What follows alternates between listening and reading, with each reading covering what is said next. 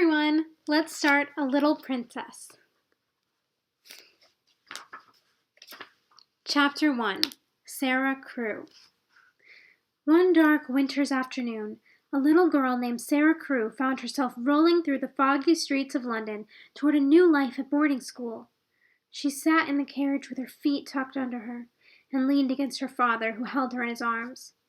Neither felt much like speaking, because they loved one another very much and were about to part for at least several years. Sara had been born and raised in India, but she was 7 now, and her father wanted her to go to school in England. He could not stay with her in London because he was a captain in the British Army and had to go back to his soldiers in Bombay. Sara's mother had died when she was very young, so Captain Crewe had to rely upon a nursemaid in Bombay, and now upon a Miss Mary Minchin of Minchin Select Seminary for young ladies, to help him raise and educate his daughter. Sara sat staring out of the carriage window at the passing people. She was a slim, supple girl, rather tall for her age. She had an intense, attractive little face. Sara's hair was heavy and quite black, and curled only at the tips. Her gray-green eyes were very big, and they looked out upon the world with an old-fashioned thoughtfulness that was rather unusual in such a young girl. Sara was thinking that not long ago she and her father had been in India in the blazing sun. Now they were riding in this horse-drawn cab through streets where the day was as dark as the night. "Papa," Sara said in a voice that was almost a whisper. "What is it, darling? What is my Sara thinking of?" Ralph Crewe said as he hugged her closer. "Is this the place? Is it, Papa?" "Yes, my little Sara, it is. We have reached it at last." He sounded sad as he said it. "Well, Papa," she said softly, "if we are here, I suppose we must be resigned." Captain Crewe laughed at this, but he did not feel happy, and he felt less and less resigned once the carriage stopped in front of the big dull brick house that was exactly like all the others in the square. On the front door there shone a brass plate on which was engraved in black letters, "Miss Minchin Select Seminary for Young Ladies." The house and Miss Minchin seemed exactly alike to Sara, as her father led her into the parlor. Both the headmistress and her school were respectable and polished, but stiff and severe. Even the armchairs seemed to have hard bones in them. The carpet had a square pattern, the chairs were square, and Miss Minchin herself was rather rectangular, with large, cold eyes and an unfriendly smile. Sara was to be a parlor boarder, as Miss Minchin had arranged with Captain Crewe for a larger fee. Sara was to enjoy even greater privileges than parlor boarders usually did. She was to have a bedroom and a sitting room of her own, and a pony and a carriage. Her personal maid, a Frenchwoman named Mariette, would take care of Sara's clothing and other needs. Captain Crewe repeated his instructions to Miss Minchin. "Please provide Sara with as many books as she asks for. She gobbles them as if she were a wolf instead of a little girl. Give her grown-up books, great big fat ones, French and German as well as English, history and biography and poetry, and all sorts of other books. But you must also make her ride her pony in the park or go out and play when she reads too much. Also, feel free to provide Sara with every pleasure she asks for. She's a sensible girl, and she rarely wants anything that is not safe or proper to give her. I have told my lawyers, Messrs. Barrow and Skipworth, to pay all the bills you send for Sara's expenses.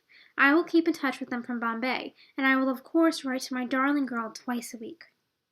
Then, all of a sudden, it was time to go. Captain Crewe picked up Emily, Sara's doll, and gently put her in Sara's arms to give his daughter something familiar to hold on to. It occurred to him that Emily looked almost like a real child, with her golden brown hair and blue eyes. At least Emily would be there to keep Sara company as she got used to all the new people at school. He was certainly going to miss his daughter. Sara gave her father one last hug. She held the lapels of his army coat in her small hands and looked long and hard into his face. "Are you learning me by heart, little one?" he asked. "No, Papa," she answered. "I know you by heart. You are inside my heart." And then she let him get into the cab and drive away. As the carriage disappeared around the corner, Sara could still see Captain Crewe waving and blowing kisses to her as if he could not bear to stop. "Your father spoils you, my dear. We must hurry to the schoolroom for lessons before the day is quite ended," Miss Minchin cried as she led Sara into the schoolroom next to the parlor. Once there, she sat Sarah down at a desk next to hers and handed her a beginner's book of elementary French. Sarah tried to explain that the book was of little interest to her, but Miss Minchin thought she did not want to learn French at all. Just then, the French teacher, Monsieur Dufarge, entered the schoolroom. Monsieur Dufarge, thank goodness you've arrived to help me with this impossible child. She does not want to begin French, Miss Minchin said, clearly annoyed. Monsieur Dufarge would understand, thought Sarah. She began to explain, in pretty and fluent French. Madame had not understood. Sarah's mamma had been French, but she had died when Sarah was born. Her papa had loved her mamma and had wanted Sarah to learn her language, so he often spoke French to her, and she had learned to read and write it as well as she could read and write English. She had not learned French out of books exactly, but she would be glad to learn anything Monsieur Dufarge would like to teach her. It was just that she already knew all the words in the little book Madame Minchin had given her. "You ought to have told me that your French is perfect," exclaimed Miss Minchin indignantly as the girls in the schoolroom started to giggle. I tried. I suppose I did not begin quite right."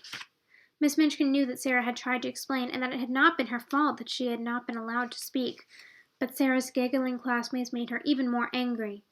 From that moment on, Miss Minchin held a grudge against this new pupil. "Silence, young ladies," she said severely, rapping upon her desk. "Silence at once! Ermengarde St. John, sit down this instant, and take that hair ribbon out of your mouth." Sarah decided that she would try to be Ermengarde's friend. It was a way of hers to help people who were made to feel uncomfortable or embarrassed or unhappy. Sarah was able to introduce herself to Ermengarde that night at bedtime. As they talked, Sarah learned that Ermengarde's chief trouble in life was that she had a really clever father. If you have a father who knows everything, who speaks 7 or 8 languages, and who has thousands of books that he has apparently learned by heart, he will probably expect you to be familiar with the contents of your lesson books. Mr. St. John could not understand how a child of his could not manage to excel at history or French or math. It was his firm conviction that Ermengarde must be made to learn, even when she had such trouble memorizing things that she was often in tears at school. "But don't you love your father more than anything else in the world?" "I do," Sarah said. Ermengarde's mouth fell open a little at the idea. She knew that it would be far from behaving like a respectable child at a select seminary to say that it had never occurred to her that she could love her father. She was, indeed, greatly embarrassed. I scarcely ever see him," she stuttered. "He is always at work or in his study, reading things." "I love mine more than all the world 10 times over," Sarah replied. "That's why I felt lonely all day. I will probably feel lonely much of the time now, even when I make friends like you. My papa has gone away for a long time, you see." Sarah put her head against her knees and sat very still, huddled against her loneliness. India was a world away from London, and she missed her father already.